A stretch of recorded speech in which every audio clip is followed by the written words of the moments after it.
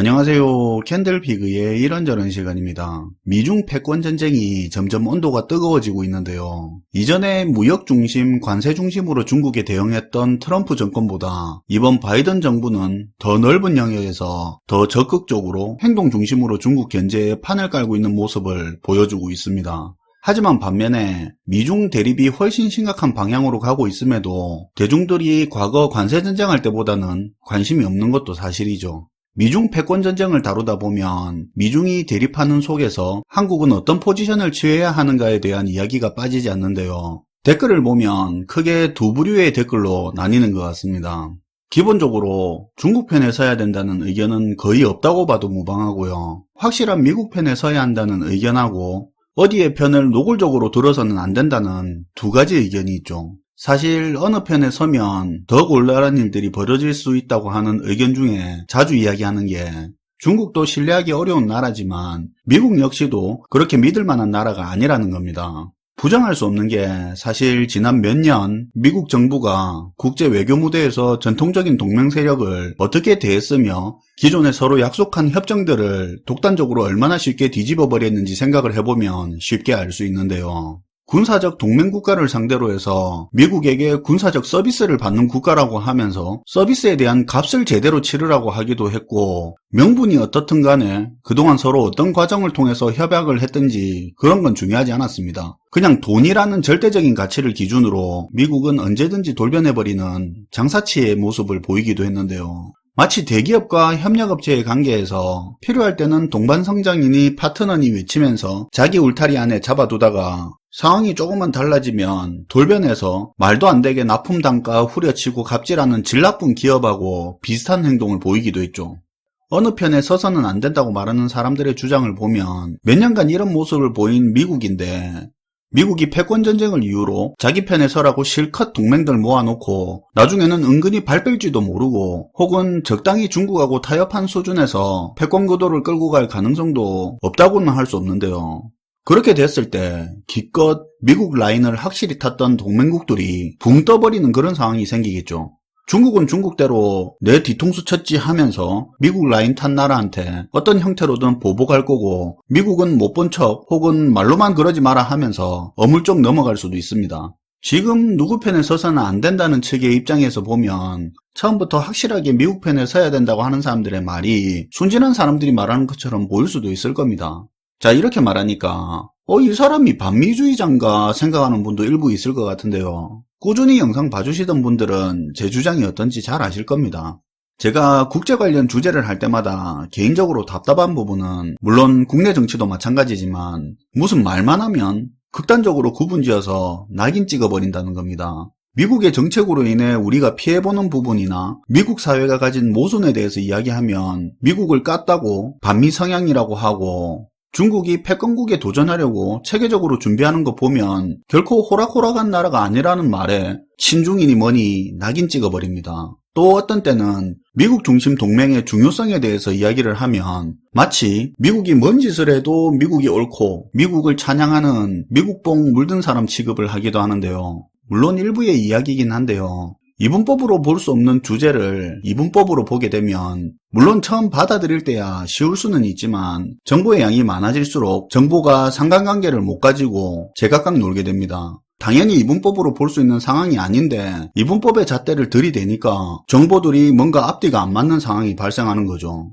실제로 일어나고 있는 일임에도 불구하고 자기의 이분법적인 논리로 설명이 안 되니까 어떤 정보는 음모론이니 궤변이니 가짜뉴스니 하면서 외면해버리고 자기 논리 범주 안에 들어오는 정보에만 집중하게 되는데요. 정보를 수용함에 있어서 이분법적인 필터를 거치는 건 정치병이나 확증 편향만을 강화시킬 뿐 결코 도움이 되는 사고방식은 아닌 것 같습니다. 아무튼 본론으로 들어가서 지난 트럼프 정권 때 미국은 세계 최강국이라는 지위를 등에 업고 비즈니스, 즉 돈이라는 기준을 중심으로 미국 정부는 기존의 다른 나라와의 관계나 약속 등을 쉽게 뒤집는 등의 일을 많이 했는데요. 거기다 고립주의에 기반한 자국 우선주의 외교 노선을 타면서 전통의 동맹관계뿐만 아니라 미국의 세계 리더십은 약화되기 시작했고 외교에 있어서 돌발적인 액션을 일삼으면서 미국이라는 국가의 신뢰도도 떨어져 갔습니다. 물론 이 시각은 기존에 미국과 가까운 관계를 맺던 국가들이 기존의 리더 국가로서 미국처럼 행동하지 않고 기대에 부합하지 않은 행동을 해서 이렇게 평가하는 거지, 당시에 미국은 트럼프 정권의 방식에 맞게 자국의 이익을 최우선했던 것뿐입니다. 많은 미국의 국민들도 트럼프의 방식을 지지했었고요.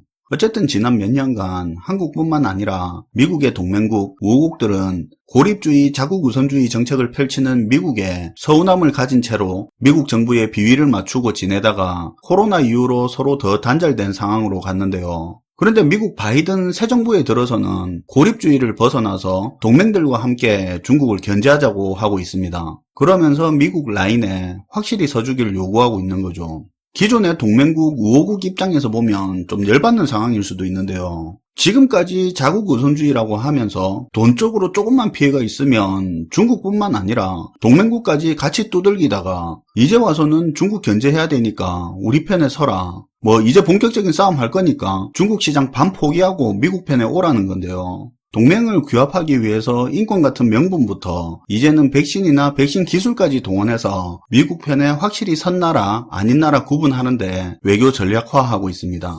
이런 상황에 한국에서는 백신까지 동원해서 중국 견제하기 위해 동맹을 모으고 줄을 세우는 지금의 미국 자국 우선주의 보고 비판하고 있는 모습이 나오고 있는데요. 보기에 따라서는 이런 미국의 모습이 나빠 보일 수는 있겠죠. 그런데 우리가 정신을 차리고 상황을 제대로 봐야 하는 게, 미국 정부는 세계의 정부가 아닙니다. 미국인의 세금으로 운영되는 미국인을 위한 정부입니다. 강대국 약소국 할 것 없이 세계의 모든 나라는 자국의 이익을 극대화하기 위해서 국제관계를 맺고 있는 건데요. 그런데 이걸 모두 알면서도 미국이 자국 우선주의 전략을 취할 때는 비판을 하는 경향이 있습니다. 세계 어느 나라가 타국 우선주의 외교를 한다는 말입니까? 국민의 세금으로 나라 살림 꾸리는 정부가 자국의 이익을 우선으로 하지 않는다는 것 자체가 배임이고 직무유기죠. 미국의 입장에서는 자국의 장기적인 이익을 위해서 중국을 철저하게 견제하는 게 중요한 거고, 그 방법으로 동맹을 통한 견제 방법을 선택한 거죠. 동맹을 규합하는 당근 전략 중에 하나로 미국 국민의 세금으로 개발한 백신을 자국의 이익을 위해서 외교 전략에 사용하는 것 뿐입니다. 그걸 비난할 필요는 없는 거죠. 공동 개발이나 공동 투자를 한 것도 아니면서 미국인의 세금으로 개발한 백신을 가지고 미국이 안 나눠준다거나 공유하지 않는다, 그런 말 할 필요가 없는 겁니다.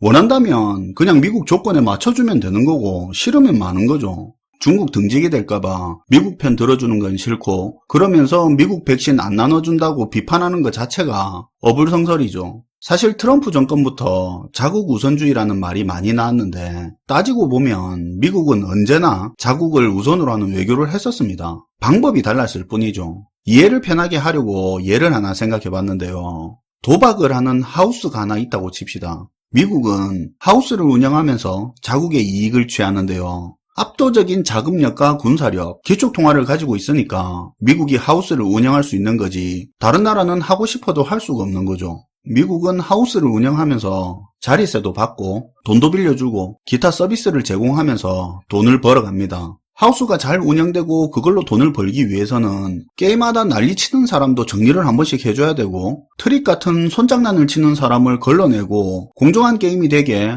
환경을 갖춰줘야 더 많은 손님이 더 오랫동안 하우스에 머물 겁니다.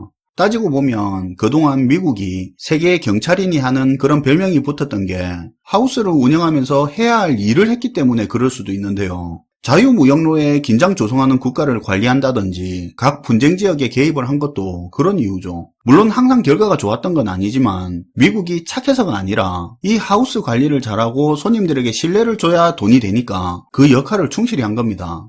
그런데 상황에 따라서는 하우스 운영하는 게 영 시원치 않으면 하우스를 운영하는 미국이 게임에 참여해서 돈을 벌 수도 있을 겁니다. 그때는 미국이 게임에 신경을 쓴다고 하우스 운영에 신경을 덜 쓸 수밖에 없는데요. 옆에 테이블에 깽판 치는 사람이 있어도 알아서 좀 해결하라고 하고, 자기가 게임하는 테이블에서 손장난 치는 사람이 없는 한 그런 사람 걸러내는데 신경도 덜 쓸 겁니다. 따지고 보면 닉슨 대통령이나 지난 트럼프 대통령 시절이 미국이 고립주의 노선을 타면서 하우스 운영보다는 게임판에 더 신경을 쓰는 자국 우선주의를 할 때죠. 솔직히 우리는 미국이 게임판에 앉아서 돈을 벌기보다 하우스 운영을 하는데 신경을 썼으면 하는 바람이 있지만, 미국이 게임에 참가하건 하우스 운영만 하건 그건 미국이 어떤 방법으로 자국의 이익을 극대화할 건지 미국에게 달린 일입니다. 현재 미국은 그동안 게임에 집중하느라 하우스 관리가 안 돼서 많이 빠져나간 손님을 다시 모으는 중이고요. 이제는 자기도 게임을 하면서 하우스 운영을 할 수 있게 손님과 함께 조합 형태로 운영을 하자고 하면서 조합원을 모으고 있는 상태입니다. 그리고 중국, 미국 양쪽 하우스 다 이용하는 손님하고 미국 하우스를 운영하는 손님을 구분해서 대하겠다고 하면서 명분과 다양한 전략으로 조합원들을 끌어모으고 있는 단계죠. 개인적인 생각이지만 지금 미국이 중국을 견제한다고 동맹국들을 모으고 동맹국들은 단기적인 피해를 감수하고 장기적인 이익을 위해서 중국을 등지면서 미국 편에 설 건데, 근데 만약 미국이 중국에 대해서 확고한 액션을 안 취하고 적당히 흘러간다면 동맹 참여의 결과가 피해만 있을 거고, 그런 일이 발생한다면 신뢰를 잃은 미국은 앞으로 당분간은 동맹 체제를 효과적으로 활용할 수 없어서 장기적으로 중국을 견제할 수 있는 큰 원동력을 잃을 겁니다. 당연히 중국 견제에 문제가 생기는 거고요. 그래서 미국도 이제는 중국에 대해서 대충 어물쩍 넘어갈 수는 없을 겁니다. 확고하고 강하게 나갈 거라고 생각하는데요. 미국 편에 선다는 결정, 그리 쉬운 결정은 아닌데요.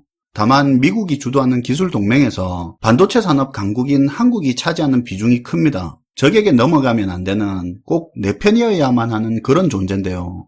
그럼에도 불구하고 한국이 끝까지 미국 편을 안 들고 애매한 태도를 보인다면 미국의 입장에서는 그냥 놔둬서는 안 되는 존재가 될 수 있습니다. 압박을 받든 어쨌든 저는 결국에는 우리가 미국 편에 설 수밖에 없는 상황이 될 거라고 보는데요. 과연 언제까지 미중은 선택의 대상이 아니라고 하면서 애매한 태도를 유지할 수 있을까요? 중국 편에 확실히 설 것도 아니라면 괜히 일본한테 좋은 기회 나눠주지 말고 처음부터 미국 동맹 안에서 지분 확실히 챙길 필요도 있다고 봅니다. 시청해주셔서 감사하고요. 지금까지 캔들피그의 이런저런 시간이었습니다.